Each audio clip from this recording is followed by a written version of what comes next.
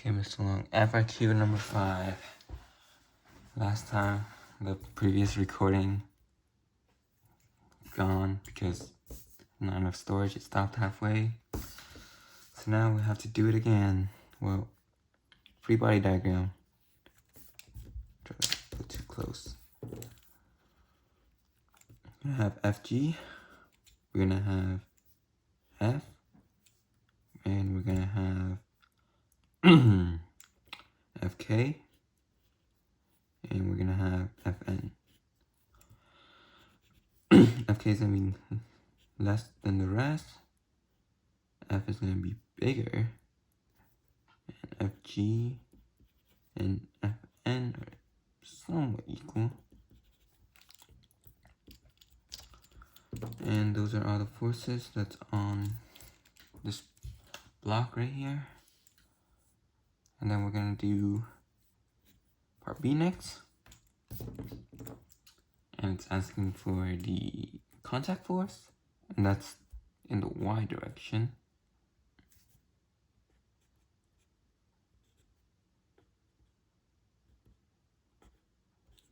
Let's draw out all the components here. Make it easier on ourselves. We have data here, and we have data here using geometry. And so for the Y direction, it's going to be Fn is equal to this component plus this component, right? It's going to be all equal to 0. So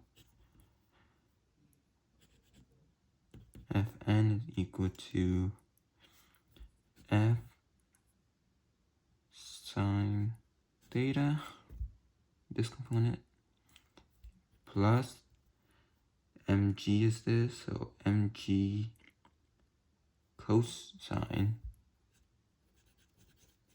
of theta. And that is the Fn equation. Next is going to be the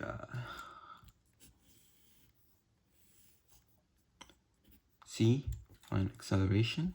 So it's pretty easy. Just going to do set up the forces in the x direction, and that's going to be the f of x here.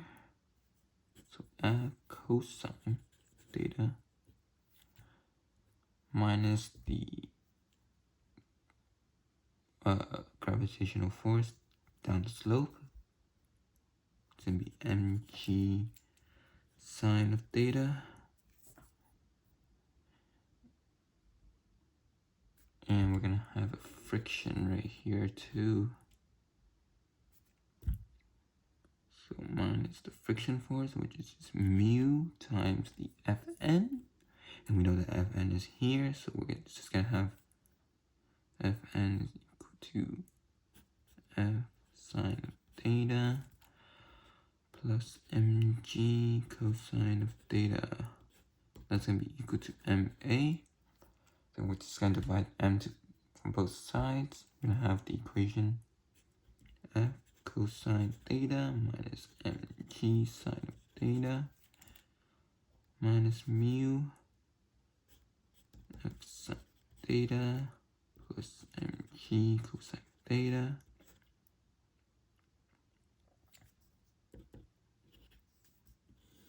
all over m, and that is going to be acceleration. Okay. Now we have to form an expression for the magnitudes of the force F that will allow it to slide up the plane with constant velocity, meaning acceleration is 0, right?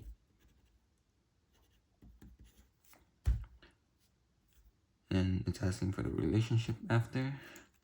So let's do the first part first. So we can just take this equation right here, set A equal to 0. So let's go ahead and do that.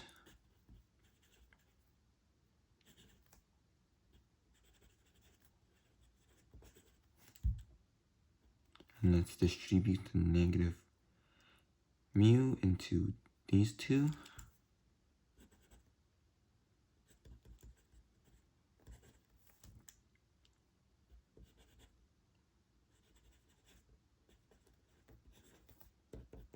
it's all gonna be equal to 0.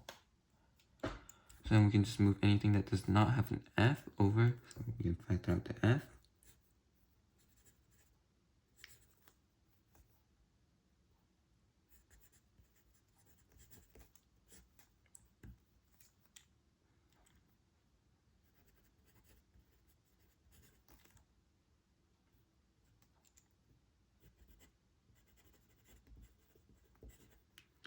And this is the equation we're gonna have. We just gonna need to move this over. We're gonna have f is equal to mg. We can factor out the mg at the top here.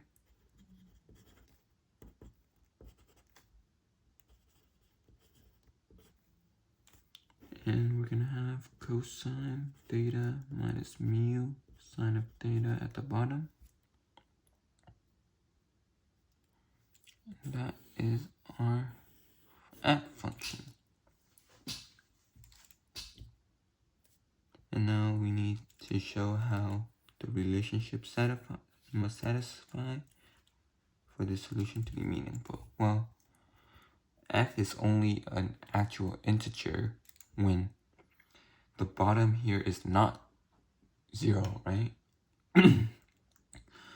So we can set cosine theta minus mu sine of theta so that it has to be greater than 0, because if it's less than 0, it doesn't make sense.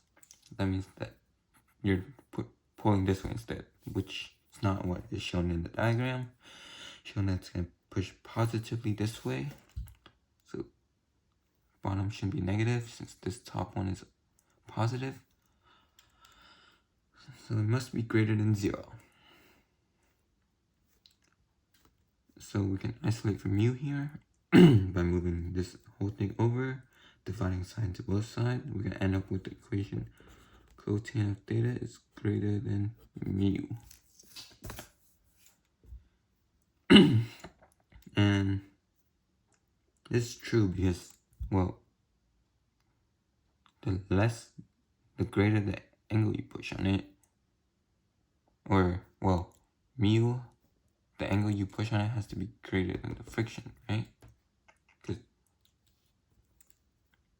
if your angle is less, well, what I'm trying to say here is this has to be true for f to be an actual number. So that means, like, well, if mu is greater than this, right, it's gonna be false. This thing can't be, because if it's false, it's gonna be negative, and for it's negative, it's going that way. So that wouldn't make sense. So it has to be that. And so moving on, we're gonna have this moving on a constant rate of that. So that's the acceleration given to us. We're again going to use this formula right here. But since we have an MA, when we solve it, there's going to be an extra MA in this step right here at the top, right? So when we divide it over, it'll be the same thing, except there's going to be MA at the top. So that's going to be our equation we're going to use. That F is equal to G sine of theta plus mu cosine of theta plus MA over cosine of theta minus mu sine theta. And if we plug in everything, we should have approximately 16.668 newtons.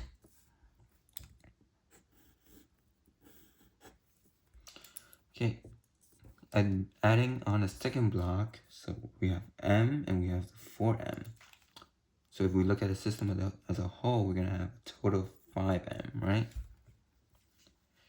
And that just means that to keep the system motionless, well, that means that A is equal to 0. Therefore, we can use this, right? But the only change between this and this system is that there's an extra 4m. So instead of having m here, we do m plus 4m for the total mass, which is 5m. So we replace m with 5m. And that's going to be our equation that we're going to use.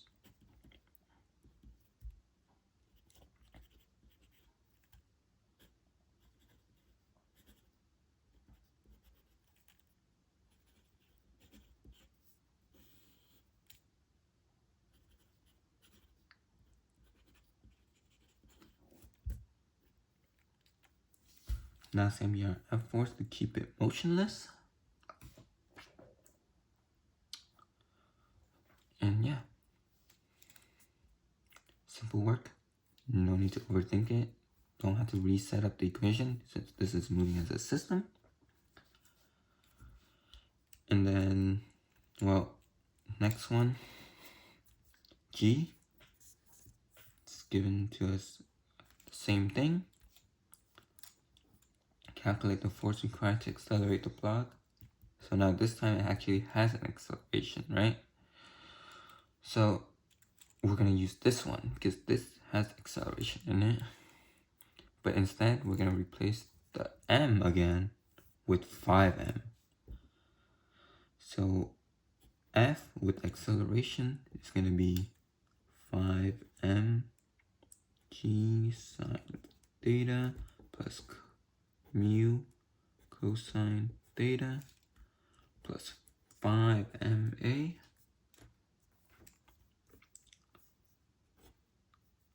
not in the parentheses, of course. And we're gonna have cosine theta minus mu sine of theta under, of course.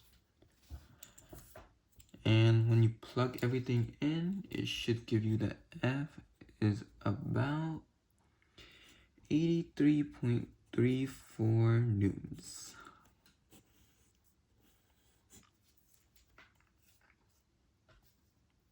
Okay. Calculate the magnitude of the contact force. Well, now we're actually gonna have to break up everything. And to do that, we're gonna look at this block, right? Because this block has the least forces on it. This one you have this, I have a G, I have K. It's just one extra force, right? So we can simplify the work by just doing this block. So we can just do that the net force of this block is equal to 4ma. And we know that the net force of this block is going to have F of m 4m, so force of this onto this, minus the friction force, so mu of Fn, and in this case Fn is just 4. Mg is going to be, so it's going to be 4 mg, and it's going to have theta here, so it's going to be this component cosine theta.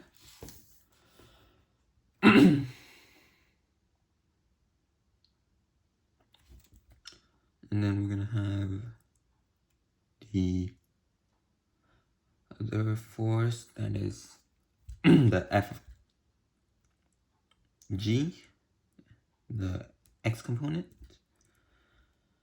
and that's going to be 4 mg sine of theta.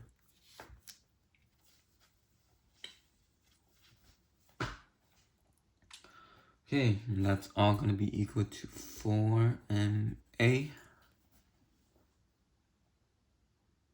Then just go from there, isolate for F and 4m, have that equal to all that. So it's going to be this 4mg cosine theta plus 4mg sine of theta plus 4ma. We can factor out the 4m if we really want to simplify it, but if we plug it all in, this should give us approximately 55.126 newtons.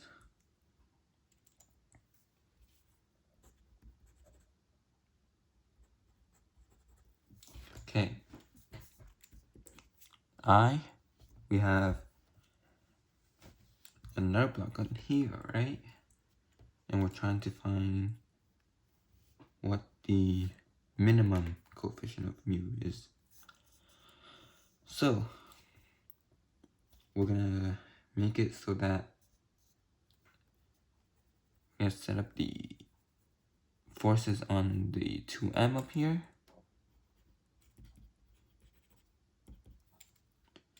We're gonna set that as 2ma. We want the same acceleration, right? Or we want the acceleration to be here.